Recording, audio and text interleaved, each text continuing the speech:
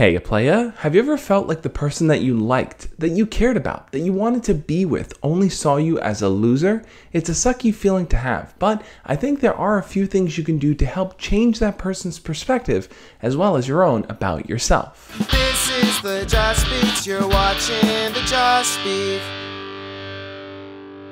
For those of you that are new here, my name is Josh, and every single Monday through Friday, I make videos sharing tips, ideas, and stories teaching you how to be your best self. Now, the first thing you have to really look at is whether or not you see yourself as a loser. If you do, well, then that's the first thing you have to work on. What is it about your interests, your hobbies, your personality, the way that you talk and act around people that makes you feel that you're not presenting your best self? Before you change anyone's mind, you first need to feel confident in who you are. If you don't feel confident about yourself, then why would they? It's possible that one of the reasons why your crush might see you as a loser is simply because they don't know you well enough. Your crush might know of you. They might know that you're a classmate or you're someone they see around the school, but they don't really know who you are, the things that you like, the things that make you, you. If you think about the people that your crush interacts with or talks to, then chances are they've shared more than just highs and goodbyes every time they see each other. They know a lot more about each other's personalities, and that's what helps them really connect. And I know what you're thinking, but my crush only cares about people who dress cool, who talk cool, who act cool,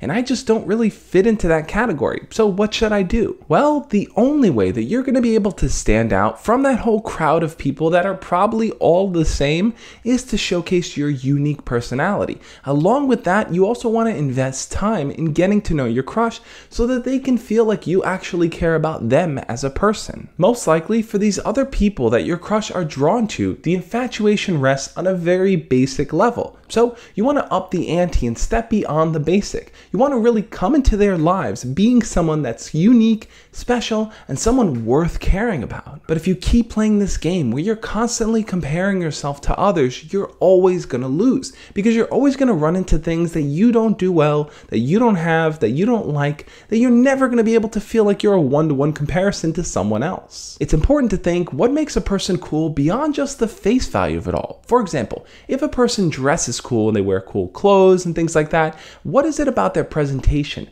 How do they carry themselves? How do they talk? How do they act that really embodies this cool vibe to them? When we think we look good, we feel good, and because of that, we tend to act with a higher level of confidence. So if appearance is something you feel you fall short on, if your interests, if your conversation skills, any of these things you want to work on, don't compare yourself to others and where they are. Compare yourself to where you were the day before. Improve. Gradually change little things that you have control over. Learn more about how you can work on that and make that adjustment. But the most important thing to remember here is that at the end of the day, you want to find someone that appreciates you for who you are. If the person that you like is only going to like you if you do things to meet their standards on every single platform, then you're always going to be running in that rat race.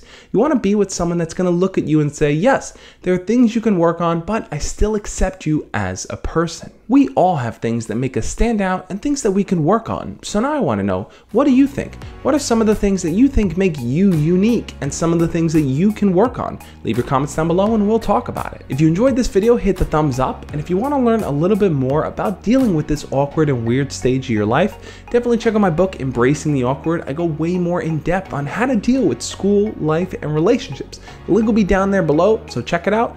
On that note, guys, I'll catch you next time. As always, love and peace.